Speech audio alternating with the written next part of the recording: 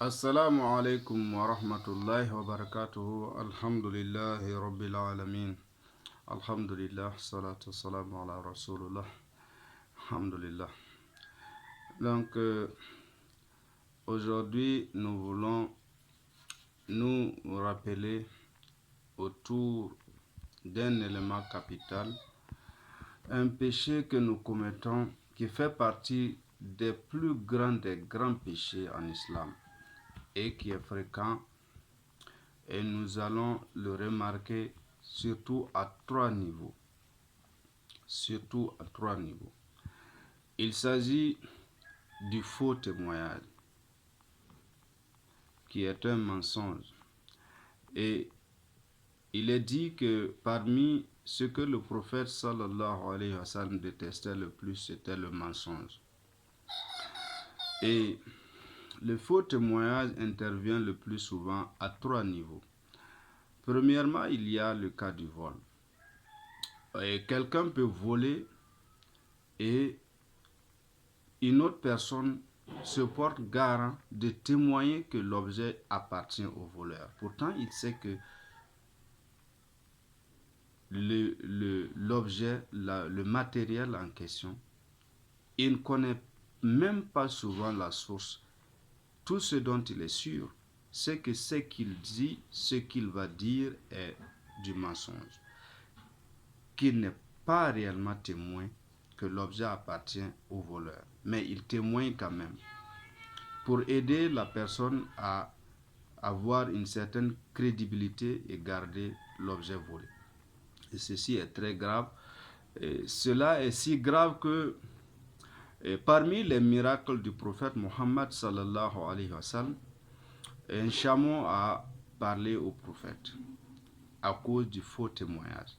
Parce que la règle était que s'il y avait un différend entre des gens à propos d'un matériel, d'un objet, par rapport à son appartenance, chacun devrait apporter ses témoins. Si tu es propriétaire de la chose, tu dois avoir ton témoin. Et un étranger s'était fait voler son chameau. Et le voleur qui était de la cité et connaissant la règle avait préparé 2 témoins.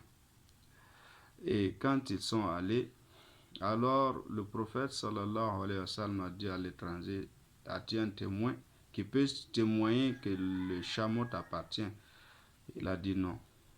Et à l'autre qui a dit oui, il a effectivement envoyé ses témoins qui ont témoigné que le chameau lui appartient. Et ce que Allah subhanahu wa ta'ala ne va pas accepter qu'on trompe son prophète. Et Allah fit parler le chameau qui dit au prophète sallallahu alayhi wa sallam: en réalité l'étranger est mon propriétaire. Et le prophète sallallahu alayhi wa sallam de demander aux hommes qui voulaient le tromper: vous voulez donc m'amener à agir en injuste, à vous donner le chameau de cet étranger de façon injuste? Cela, il leur mentionne les conséquences de faux témoignages. Et ce faux témoignage intervient aussi dans les cas du mariage. Quelqu'un veut se marier. Les parents n'ayant pas pris le soin d'enquêter sur la moralité du prétendant, de vérifier s'il est réellement musulman comme il le prétend, donnent leur accord parce que souvent, il peut envoyer des vieilles personnes sages, respectables, et cela donne une certaine confiance aux parents que si ces vieillards, si ces bonnes personnes viennent pour parler au nom du jeune, c'est que c'est une bonne personne. Pourtant, cela ne suffit pas. Et cela va aller jusqu'au jour du mariage où ils peuvent être face à un imam qui s'inquiète, ayant peut-être vécu des expériences de ce genre, de tromperie, va poser la question souvent à l'assemblée, souvent parmi les témoins: est-ce que vous témoignez que le jeune il est musulman, c'est-à-dire il fait ses prières? Est-ce qu'il fait ses prières? il ne manque pas souvent quelqu'un dans la foule qui n'hésite pas à dire que oui, il fait ses prières, c'est un bon musulman, alors qu'il est sûr, il est certain qu'il ne l'a jamais vu se prosterner. Et on célèbre le mariage et on donne la fille qui très souvent, elle, dans la pratique, dans la dynamique de l'islam, et qui est aussi témoin que le jeune homme ne prie pas, mais peut-être par amour, qui n'a pas mentionné cela à ses parents.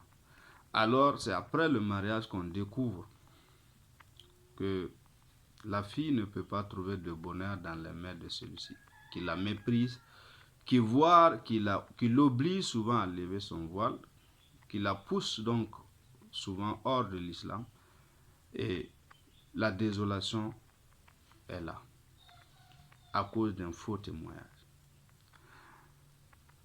Et pour finir, le faux témoignage intervient aussi, et malheureusement surtout, dans les cas de décès, où un homme décède, une femme décède, et on demande, ce qui est quelquefois étonnant, parce que pour quelqu'un qui fait bien ses prières, la question ne se pose pas. Mais il arrive que les circonstances amènent à poser la question, est-ce qu'il priait?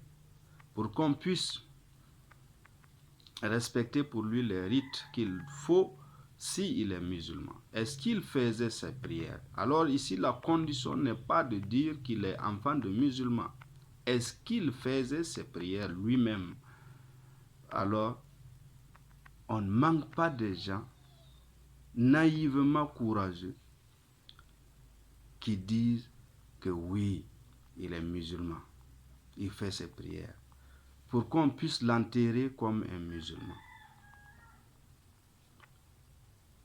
Et Allah subhanahu wa ta'ala dit dans la sourate 2, dans la sourate Al-Baqarah, ils pensent tromper Allah et les croyants, mais ils ne se trompent que eux-mêmes sans qu'ils ne s'en rendent compte.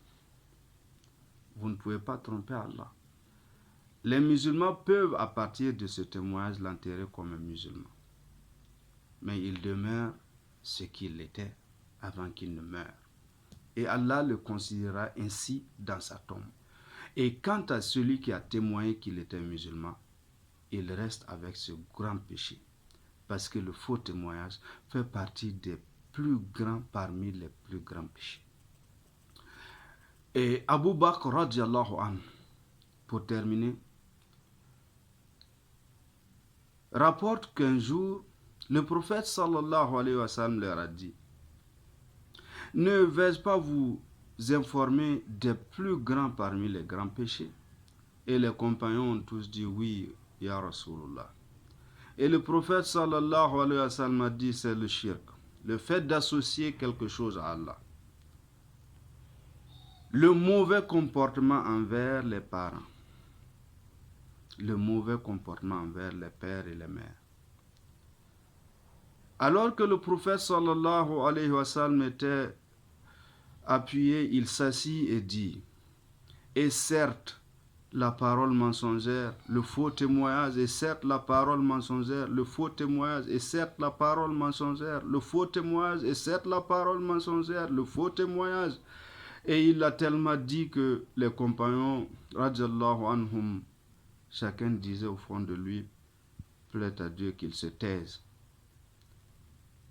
Parce que ça les tapait dans la conscience. Le faux témoignage fait partie des plus grands parmi les grands péchés. Puisse Allah subhanahu wa ta'ala nous guider, nous faire voir les conséquences de ce péché et de cesser, afin qu'Allah nous pardonne. Wassalamu alaikum wa rahmatullahi wa barakatuh.